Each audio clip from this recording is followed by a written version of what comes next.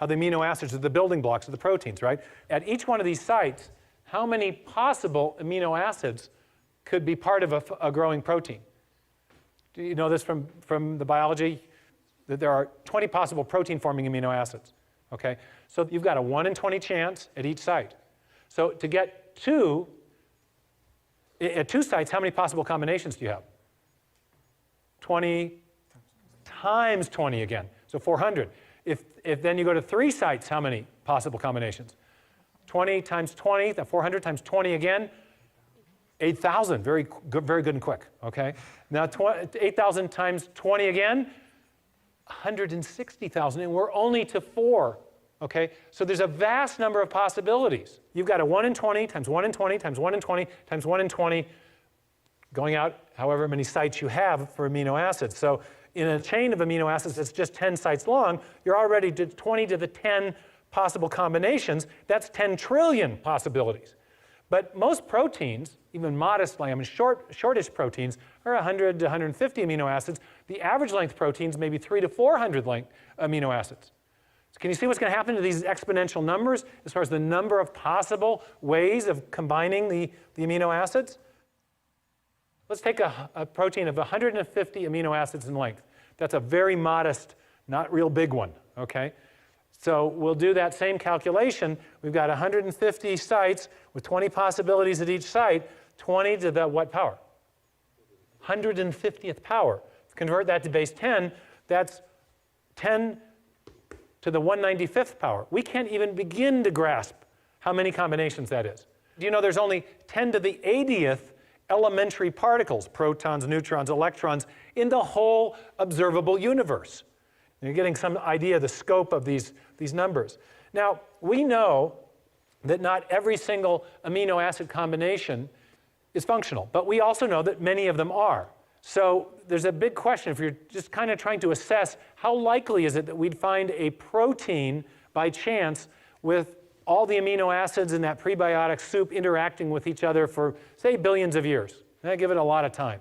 How likely is it that we'd ever get a protein to arise by chance? Well, imagine you're looking for red marbles in a jar of blue marbles. Well, to know the odds of finding a red marble, you want to know something about the ratio. Is it 1 out of 1,000, or is it 500 out of 1,000? Makes a difference, doesn't it? So I have a colleague who's been interested in the whole question of whether or not life could arise by chance for a long time. His name is Doug Axe. He's a molecular biologist. He did his PhD at Caltech. He worked for 14 years at Cambridge University, and he wanted to find out how common or how rare are the functional sequences of amino acids among the big space of all the possible amino acids there are. And he chose to work on a protein of about 150 amino acids to start to get an answer to this question. Now, what he did is he found that there were indeed many combinations that produced functional proteins. But he also found out that the ratio was very, very small. Essentially, what he was asking was this. For every protein that forms a function, how many combinations of amino acids are there? You kind of get the idea? He's trying to get that marbles to marbles ratio. You know, this is like the red marbles we want and the blue ones that we don't, okay? And he came up with a really amazing number. And it's 10 to the 74 power. Now that seems a little less scary because we just looked at this great big number, but this is still an enormously small probability. In other words, if you think of all the amino acids that there could be as a big haystack, and you start searching around for the functional ones, the ratio of functional ones to non-functional ones is like 1 to 10 to the 74. That's the ratio. So finding a functional protein by chance, just on this calculation, you can see is going to be easy or hard? Pretty hard. So then we're going to start putting up some numbers on the board. So just to get the amino acid sequence properly, you've got an odds of about 1 in 10 to the 74. But there's other probabilistic hurdles that have to be overcome. If you want to build a protein, we know from chemistry that you have to attach the amino acids together with what's called a peptide bond. In nature, peptide bonds occur with about a 1 in 2 frequency. Half the bonds that form between amino acids are peptide bonds, half aren't. But if you get any bonds forming that aren't peptide bonds, you can't form a protein. So to form a protein, 150 amino acids long, you've got a 1 in 2 chance at each site of getting the correct type of linkage. So you got 1 in 2 times 1 in 2 times 1 in 2 times 1 in 2 to the what power?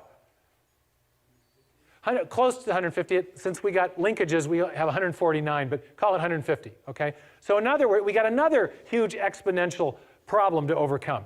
So, and it turns out that 1 in 2 to the 150 is the same number as 10 to the 45th, 1 in 10 to the 45. So now we got two incredibly improbable things that we've got to overcome to build a functional protein by chance alone. One more problem. When you're building proteins, amino acids come in 2 flavors. There's a left-handed flavor and a right-handed flavor. They're called optical isomers, not flavors, okay? And the left-handed version is the only kind that can be used in building proteins. You get even one right-handed amino acid in there, and your protein won't fold properly. So you got another probabilistic hurdle to overcome. So you've got a 1 in 2 chance at each site again, out to the 150th power. 2 to the 150th power, again, is 10 to the 45. Oh my goodness. So the odds of building even a short functional protein by chance alone is 74 plus 40. You can remember how you do this in math? You can add the exponents if you're multiplying exponential numbers. 164. Thank you very much. Okay? Wow. Now, can anyone get their mind around a number that big? There's only 10 to the 80th elementary particles in the entire universe. There's only 10 to the 16th seconds since the Big Bang. There's only 10 to the 139th total events since the beginning of the universe. Now you're starting to get the understanding of why people are very skeptical that the chance hypothesis is going to do the job. Now, you may have heard just the opposite. Has anyone ever gotten in a discussion with you about the origin of life and said, hey, it happened by chance? I mean, do you hear that? I mean, this happens to me. I'll be lecturing in hostile university environments, and I'll get done and somebody say, well, but, and they want to argue with me about the probabilities. And I just shut the discussion down because I say, no serious scientist thinks this is the way it happened.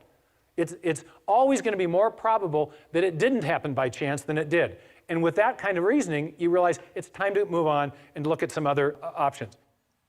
This is a real simplistic illustration, but